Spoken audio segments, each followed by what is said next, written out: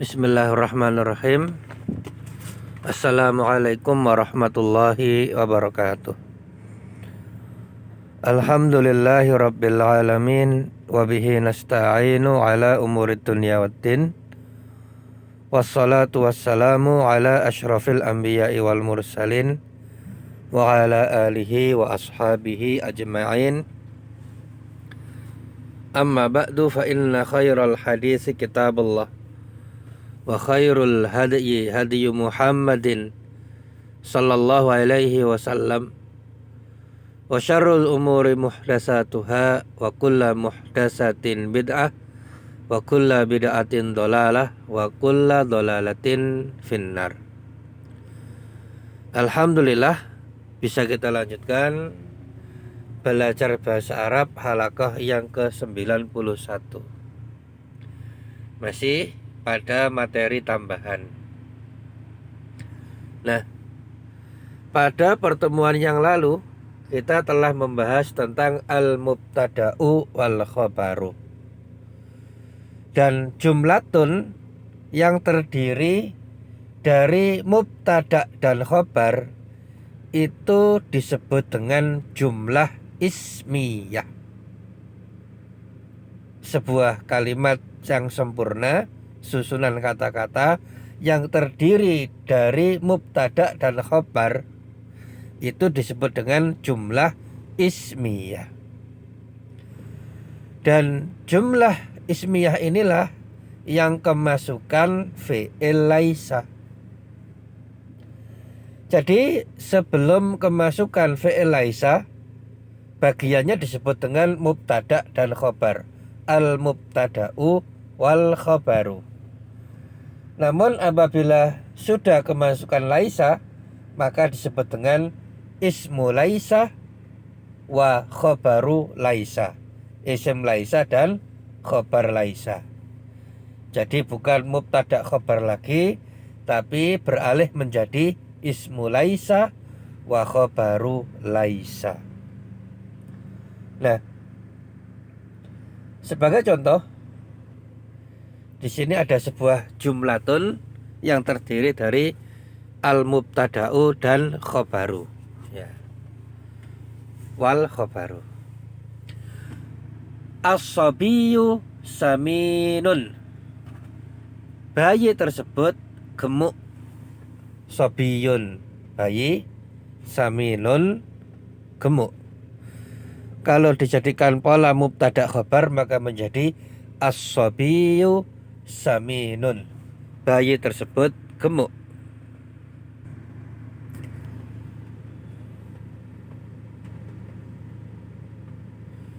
Nah, jumlatun ini atau jumlatun ismiyatun, jumlah ismiyah ini itu terdiri dari mubtada' dan khabar.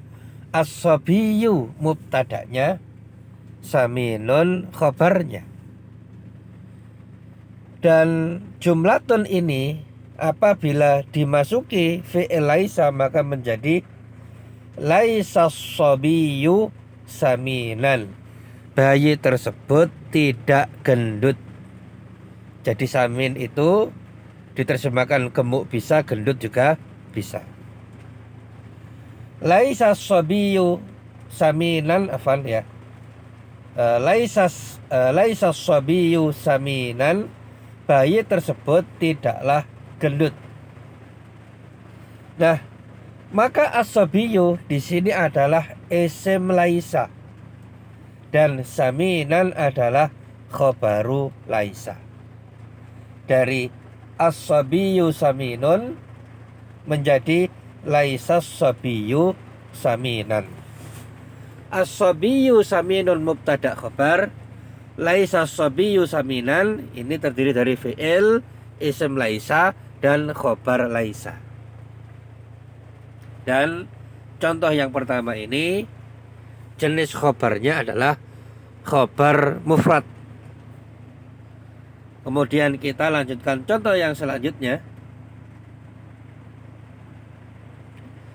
Juga masih jumlatun ismiyatun, jumlah ismiyah yang terdiri dari mubtada' dan khabar.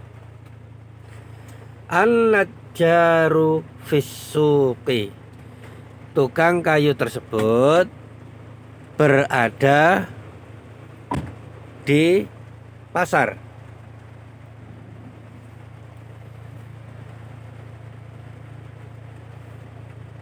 An-najjaru, tukang kayu, ya. Dan an-najjaru di sini sebagai mubtada. Adapun khobarnya adalah fis-suqi, di pasar, yang terdiri dari huruf jar dan isim majrur, dan jenis khobarnya adalah syibhu jumlah. Dan karena ini juga merupakan jumlah ismiyah, maka bisa dimasuki laisa, menjadi laisan najjaru fis-suqi. Tukang kayu tersebut tidaklah berada di pasar. Nah, an-najjaru yang atas itu mubtada, an-najjaru yang bawah itu isim laisa. Fis-suqi yang atas itu khobar, fis-suqi yang bawah itu khobar laisa. Nah, semoga sampai sini jelas. Kemudian kami sampaikan bahwasanya khobaru laisa itu dalam keadaan nasab, ya. Khobaru laisa atau khobar laisa itu selalu dalam keadaan nasab. Nah, seperti pada kata saminan, laisa sabiyu saminan, bayi tersebut tidaklah gendut. Kalau yang atas saminun itu dia khobar marfu. Adapun yang bawah dia itu menjadi khobaru laisa, maka otomatis dalam keadaan nasab. Dan karena jenisnya adalah khobar mufrad, maka dia menjadi ismun mansubun, ya. Dia menjadi ismun mansubun, yaitu isim yang dalam keadaan nasab, dan tandanya nasab yang asli, ya, adalah fathah atau juga termasuk fathatin, fathaten. Maka bukan laisa sabiyu, bukan laisa sabiyu saminun, tidak, tetapi saminan. Kenapa? Karena saminan adalah khobaru laisa, dan khobaru laisa ini dalam keadaan nasab, dan karena jenis khobarnya adalah khobar mufrad, maka tandanya adalah fathaten, maka menjadi ismun mansubun. Nah, terus bagaimana dengan khobaru laisa yang berupa syibhul jumlah seperti contoh yang kedua ini? Tetap dalam keadaan nasab, tapi karena jenisnya adalah syibhul jumlah, maka diistilahkan dengan fi mahalli nasbin. Dia itu tetap dalam keadaan nasab, cuma tidak mansub karena tandanya itu tidak berubah. Kalau yang tadi kan nun jadi nan. Nah, adapun pada khobaru laisa yang jenisnya adalah syibhul jumlah, maka tidak berubah tandanya. Oleh karena itu dia disebut dengan fi mahalli nasbin, tetap dalam keadaan nasab, tetapi tidak disebut ismun mansubun karena tidak berubah tandanya.